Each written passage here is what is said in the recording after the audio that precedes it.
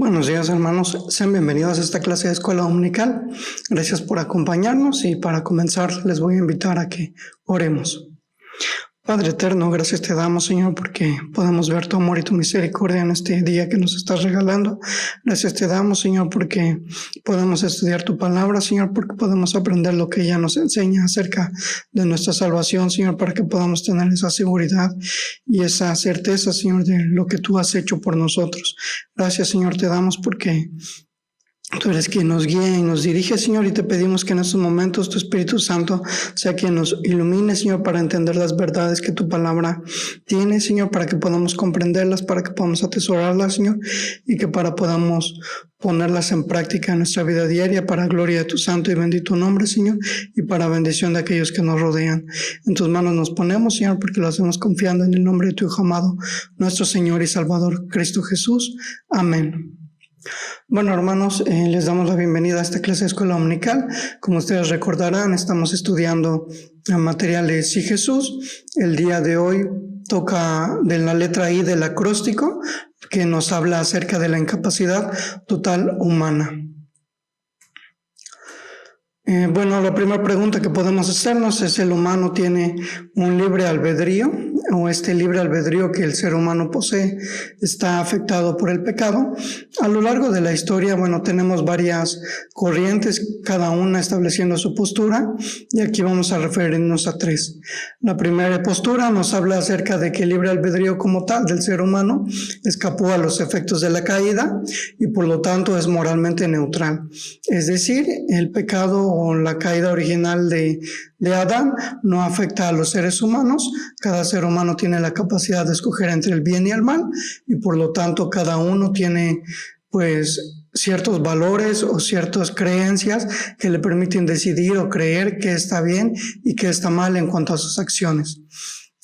Hay otra corriente que nos habla acerca de que hay una voluntad debilitada por el pecado. Digamos que el pecado afecta parcialmente al ser humano y por lo tanto el ser humano tiene la capacidad de contribuir a su salvación, ya sea a través de sus buenas obras que él realiza o por el hecho de que la persona, ellos creen que la persona puede poder escoger volverse al Señor, arrepentirse, pedir perdón por sus pecados por iniciativa humana.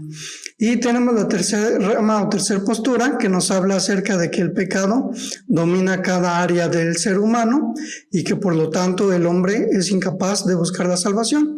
Es decir, cada uno de nosotros nacemos en nuestra naturaleza pecaminosa y es la que nos induce a hacer lo malo delante de los ojos de nuestro Señor, y que por lo tanto por nuestras propias fuerzas o por nuestra propia voluntad, nosotros no somos capaces de buscar a nuestro Señor para arrepentirnos o para salvación. ¿Qué es lo que nosotros deberíamos afirmar? Bueno, primeramente que nada, todos los aspectos del ser humano, y esto es muy importante que lo tengamos claro, antes del nuevo nacimiento son dominados por el pecado. No podemos comparar a una persona que ya es creyente, que ha sido regenerado por el Espíritu Santo, con aquellas que aún no creen en el Señor y que por lo tanto no han sido regenerados. Es decir, aquí la mayoría de las afirmaciones que vayamos a estar haciendo, pues se refieren seguramente para muchos de nosotros a nuestra vida antes de conocer al Señor. Sin embargo, esto aplica para todos los seres humanos, para toda la raza humana, todos aquellos que no han conocido al Señor y en nuestra vida pasada. Entonces también afirmamos que la voluntad humana, siendo ella también dominada por el pecado, jamás podría desear la salvación ni aceptar a Cristo por su propia iniciativa sin la gracia de Dios. Y en tercer punto, nosotros afirmamos que el nuevo nacimiento es un acto soberano de Dios, que no somos nacidos de nuevo porque nosotros tuviéramos fe, sino que tenemos fe porque nacimos de nuevo. Estos van a ser nuestros puntos de partida para el análisis de esta doctrina y quisiera que los tuviéramos presentes a la hora de que estuviéramos llevando a cabo todo nuestro estudio. ¿Cuál es la importancia de esto? Pues la importancia de esto primeramente es que cuando nosotros como creyentes nos damos cuenta que el libre albedrío no es la base de nuestra salvación, es decir, nosotros no buscamos primeramente al Señor porque así lo hayamos decidido o porque alguien nos habló que nosotros podíamos orar y decir que aceptamos al Señor. Entonces nosotros podemos entender correctamente qué es lo que la gracia puede significar para nosotros. Nos damos cuenta que el hombre no tiene nada que ver en la salvación, que no es una obra en donde el hombre haya colaborado con el Señor, sino que la salvación como tal es del Señor. Cuando llegamos a entender que hay una incapacidad total humana para escoger una salvación que ofrece el Señor, entonces nuestro orgullo es abatido, porque podemos llegar a la conclusión, ¿cómo puede uno estar orgulloso de algo que no pudo hacer? Asimismo, esto nos da una seguridad acerca de nuestra relación con el Señor. Y esto lo vamos a ver más adelante con mayor claridad. Algo que quisiera mencionar en estos momentos, bueno, es el hecho de que utilizamos el nombre incapacidad total humana para referirnos a esta doctrina. Sin embargo, es también por cuestiones de completar el acróstico. Sin embargo, si recordamos que en su momento en la lección 1 de introducción vimos los 5 puntos calvinistas, recordaremos que a esta incapacidad total humana, Calvino y sus seguidores le llamaron la depravación total del hombre. Es decir, no hay nada bueno en nosotros y por lo tanto no podemos buscar al Señor por nuestras propias fuerzas. Entonces, para que también tengamos presente que podamos referirnos a esta doctrina por la depravación total del hombre y que es el nombre original que se le dio a esta doctrina. Entonces, continuando, tenemos las bases de la doctrina. Creemos en 4 bases que están en la Escritura que nos permiten afirmar esta doctrina de la incapacidad total del ser humano. La primera, el pecado original, que se encuentra en Romanos 5, 12 al 21.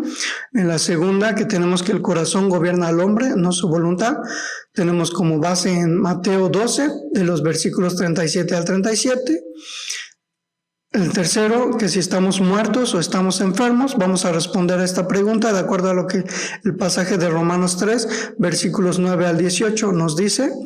Cuarto, si cada parte del ser humano es controlada por el pecado. Vamos a comenzar. La primera base bíblica es la del pecado original. Recordemos que Dios crea a Adán, lo crea con un libre albedrío, es decir, la capacidad de escoger entre el bien y el mal. Recordemos que el Señor le da un mandamiento a Adán, en este caso era de que podía comer de todo árbol del huerto, menos del árbol de la ciencia del bien y del mal. ¿Qué es lo que hace Adán? Adán cae en pecado juntamente con su mujer, con Eva. Entonces, en ese momento, en vez de tener la promesa de la serpiente, que era tener en la capacidad de escoger entre el bien y el mal, todo el ser del ser humano es esclavo del pecado. En ningún momento o en ninguna parte de la Escritura se nos enseña que alguna parte de la voluntad, del pensamiento, de todo lo que componía a Adán haya escapado del pecado. La Biblia nos enseña que todo estaba preso del pecado. Por lo tanto, tenemos consecuencias a este acto de desobediencia del hombre ante Dios. Primeramente tenemos más bien Romanos 5, del 12 al 21, nos enseña claramente que nosotros heredamos la muerte, la condenación y el juicio divino a raíz de la desobediencia de Adán. Entonces, a causa del ser humano o a causa de Adán, el pecado entra en el ser humano, entra en el mundo, por lo tanto vivimos ya en un mundo caído.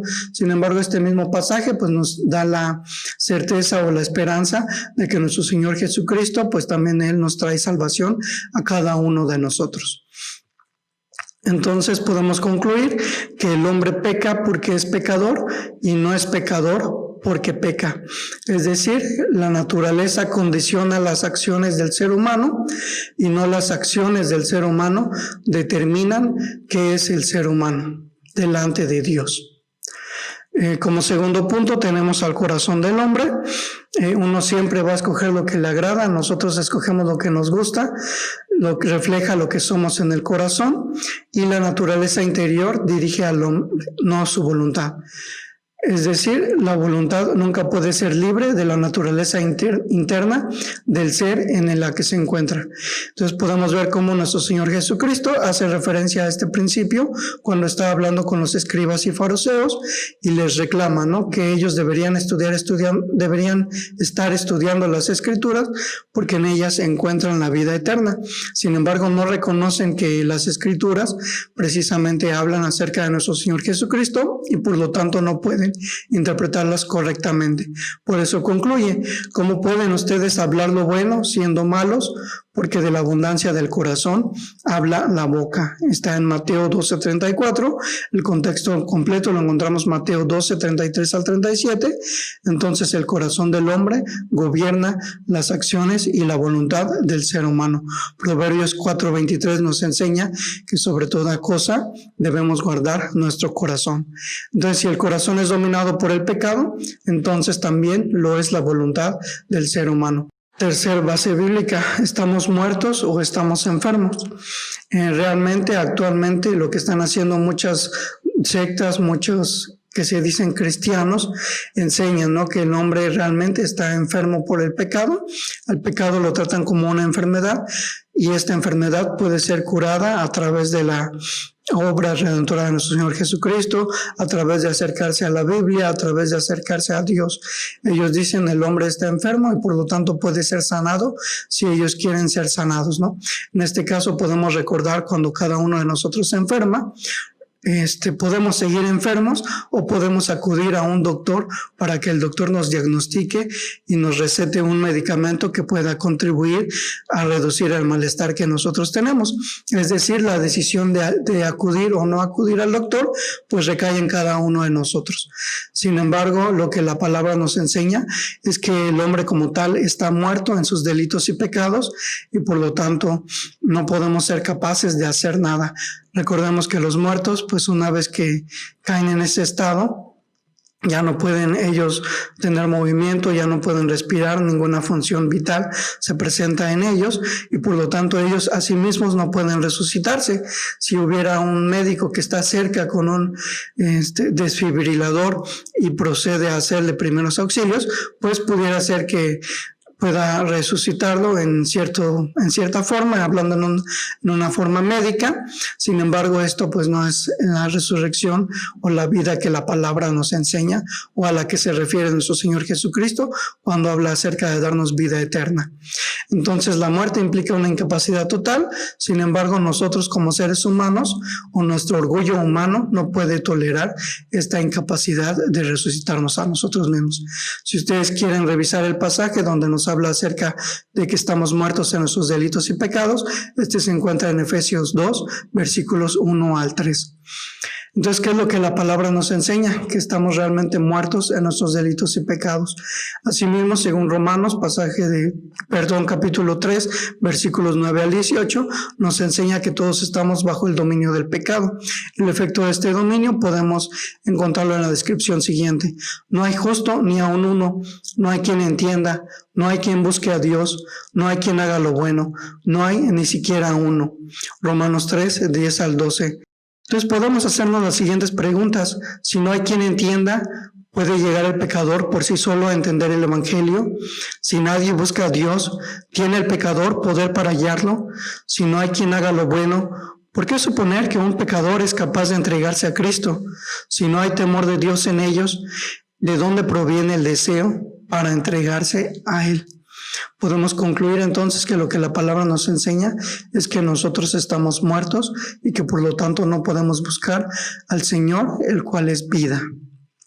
Cuarta base bíblica, la palabra enseña claramente que el ser humano está controlado por el pecado. Vamos a revisar una serie de pasajes que nos enseñan esto. Romanos 3:11, ya le dimos lectura. El pecador no entiende ni busca a Dios. Efesios 4:18, su entendimiento está entenebrecido. Primera de Corintios 2:14, el pecador no percibe las cosas espirituales y las considera locura. Romanos 8:5, la mente del pecador no puede someterse a Dios. Colosenses 1:21, el pecador es extraño y enemigo de Dios. Segunda de Corintios 4:4, el pecador está cegado por Satanás. Efesios 2:3, la voluntad del pecador es controlada por los deseos de la carne. Segunda de Timoteo 2:25-26, el pecador no puede arrepentirse sin que Dios le conceda el arrepentimiento. Juan 6:44 y Juan 6:65, el pecador no puede venir a Cristo si no le fuere dado por el Padre. Colosenses 1:13, el pecador está bajo la potestad de las tinieblas. Entonces vemos que la palabra enseña claramente que el pecador está dominado por el pecado, no puede arrepentirse, no puede buscar a Dios, no puede venir a los pies de Cristo si esto primeramente no fuere determinado así por el Padre. Entonces podemos hablar un poco acerca de las buenas obras y la voluntad del hombre. La naturaleza entera del hombre es una fuente corrupta, por esta razón Dios no aceptará nada de tal fuente. Lo que proceda de una fuente corrupta contendrá elementos de corrupción y motivos impuros.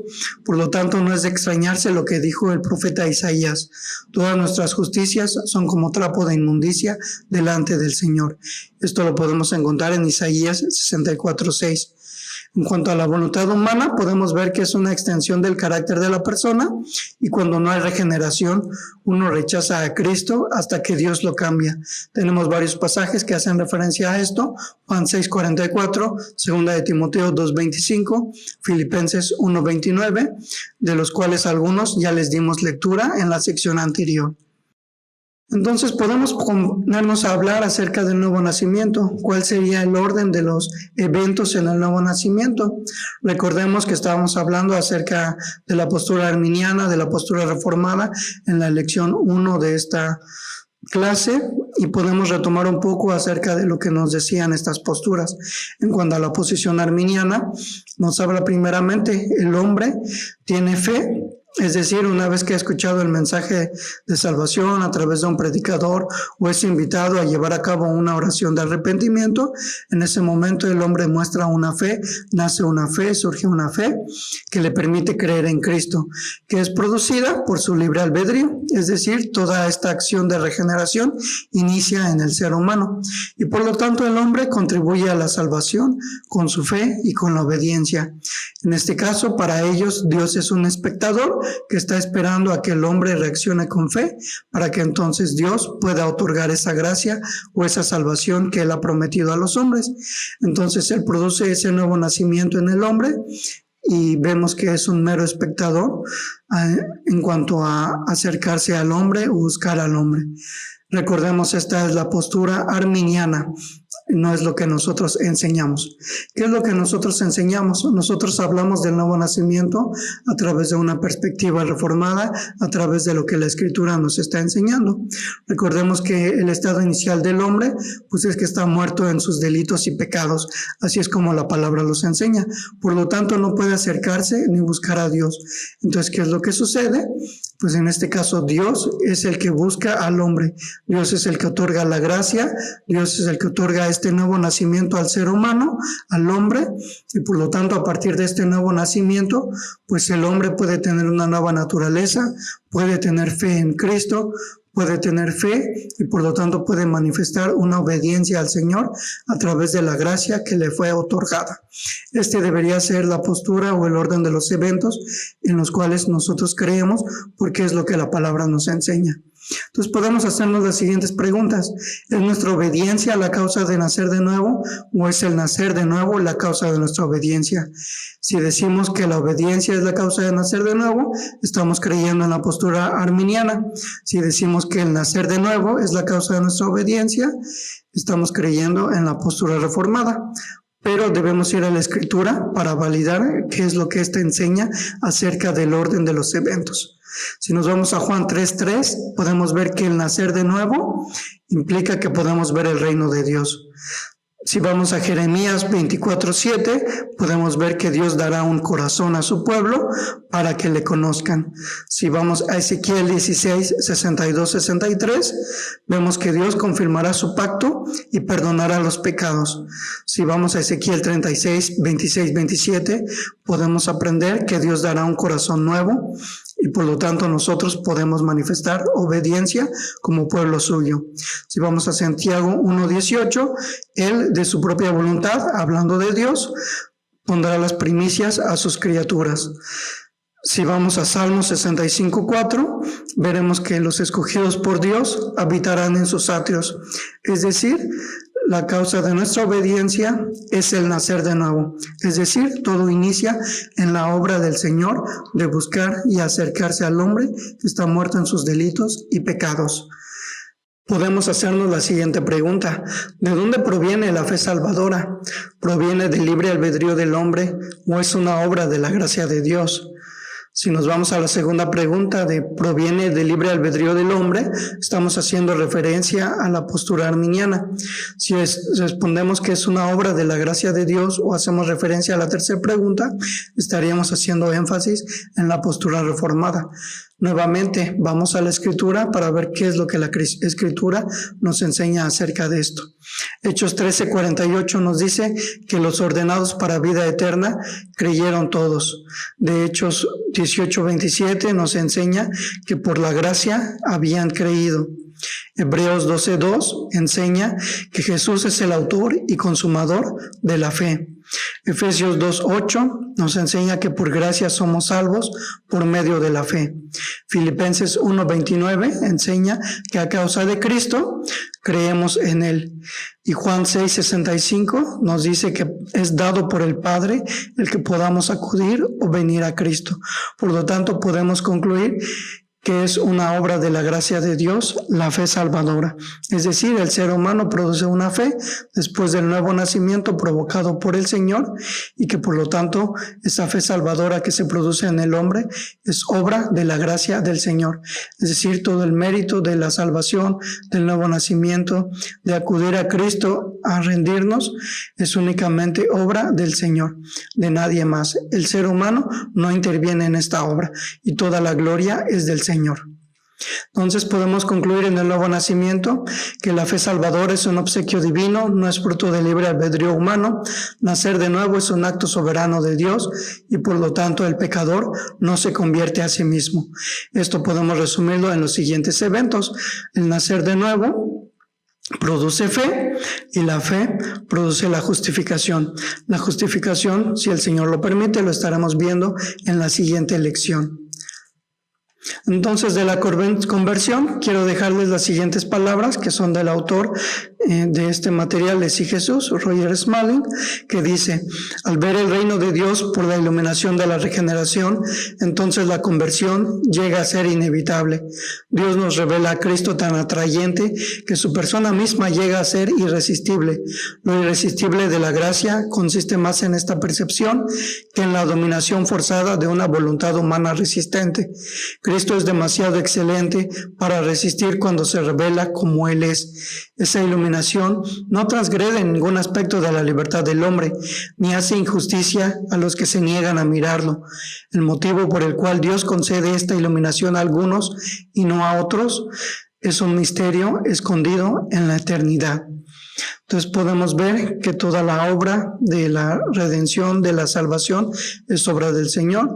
El ser humano es incapaz de poder acudir al Señor, de acercarse al Señor por su propia voluntad, sino es que el Señor primeramente está obrando en este ser humano para que proceda al arrepentimiento. Toda la obra de esta salvación es mérito para gloria y honra de nuestro Señor. Hermanos, con esto concluimos esta segunda lección. Que el Señor les bendiga y les agradecemos mucho que hayan estado con nosotros y asimismo los invitamos a participar en el culto que se estará transmitiendo a las 12 horas. Asimismo estamos orando, seguimos orando por nuestra comunidad de Príncipe de Paz, también por aquellos que tenemos como visitas en nuestro canal, también oramos por ustedes. Si tienen alguna petición, recordamos que podemos acercarnos a nuestra Junta de Diáconos, a nuestro consistorio, a nuestro pastor, para expresar nuestras peticiones, nuestros agradecimientos, nuestras inquietudes y que así podamos seguir orando los unos por los otros. Que el Señor les bendiga y les guarde en medio de la situación que estamos viviendo.